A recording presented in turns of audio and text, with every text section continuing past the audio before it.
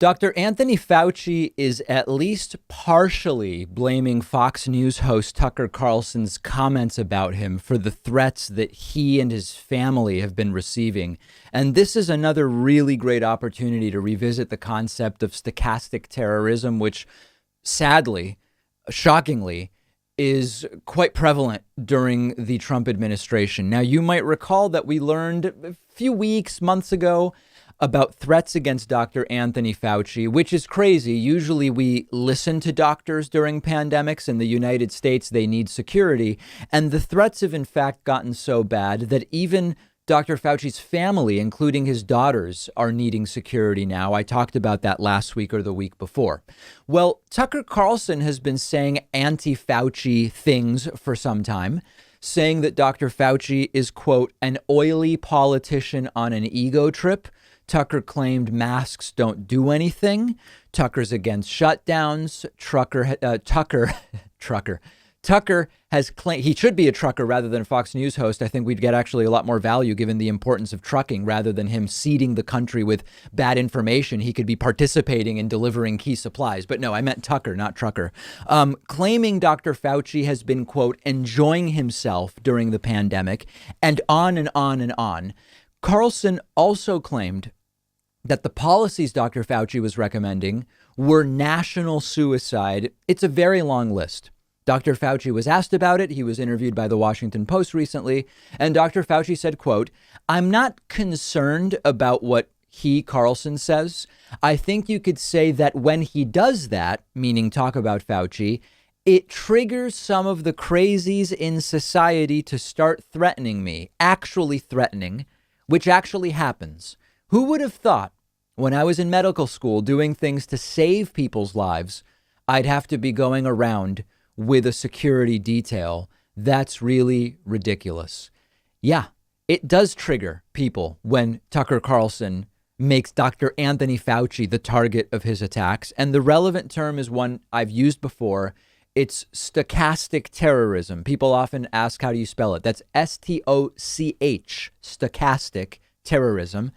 This type of rhetoric on Fox News can have a real world impact. We already see the real world impact in that Dr. Fauci and his family now need security, but it could lead to an actual acute incident, if you understand what I'm saying. Now, of course, Tucker Carlson wouldn't be legally liable, even if it was proven that someone attacked Fauci and got the idea from watching Tucker Carlson. Why? Well, number one, Tucker isn't saying go attack Dr. Fauci. But number two, when we say stochastic terrorism, we're talking about the idea that given a large enough audience, it starts to become mathematically likely that someone will be moved to action by the things that you say on the show, right? So let's take something very benign.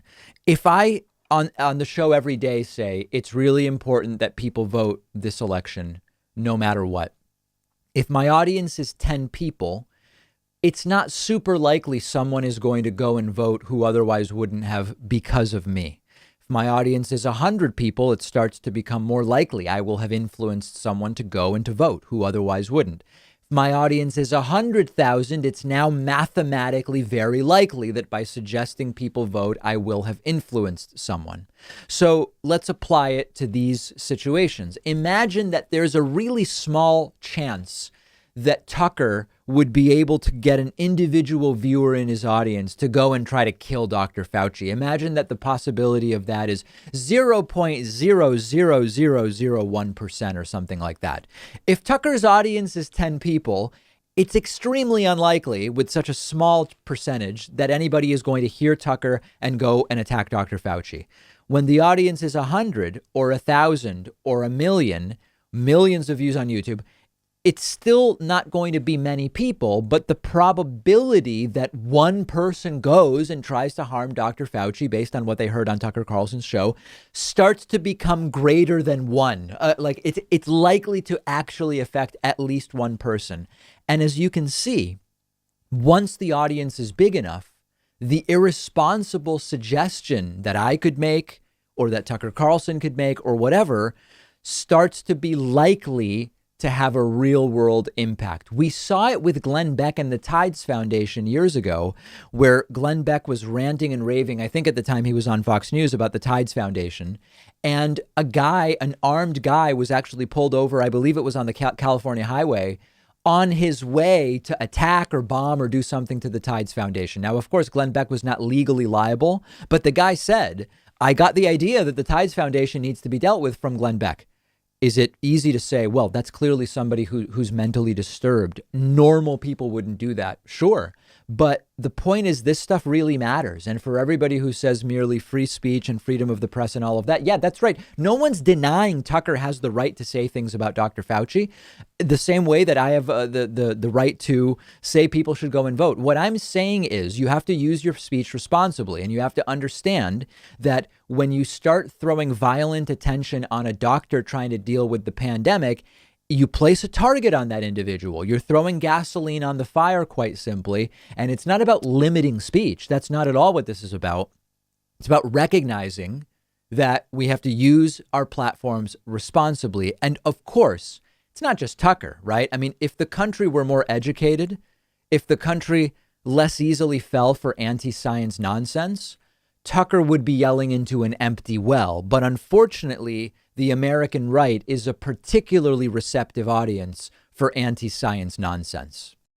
If you've been watching the show, you've probably heard me talk about how much I love my Helix mattress. Well, I was really excited to hear that Helix has launched a new company called Allform, which makes premium, customizable sofas and chairs with the same level of quality and comfort that I expect from these guys. And Allform is one of our sponsors today. They're giving you 20% off at allform.com/Pakman.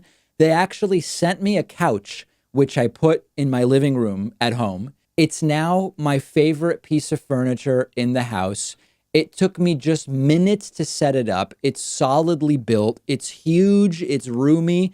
It has a modern minimalist design, which I love, but it's also very comfortable. Fabric is soft. Clearly very high quality. It has become the focal point of my living room.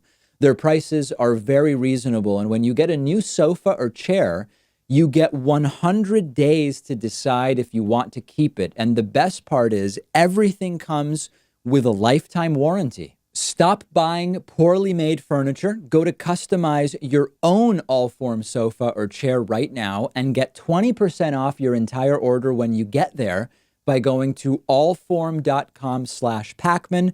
I've also put the link right underneath this video.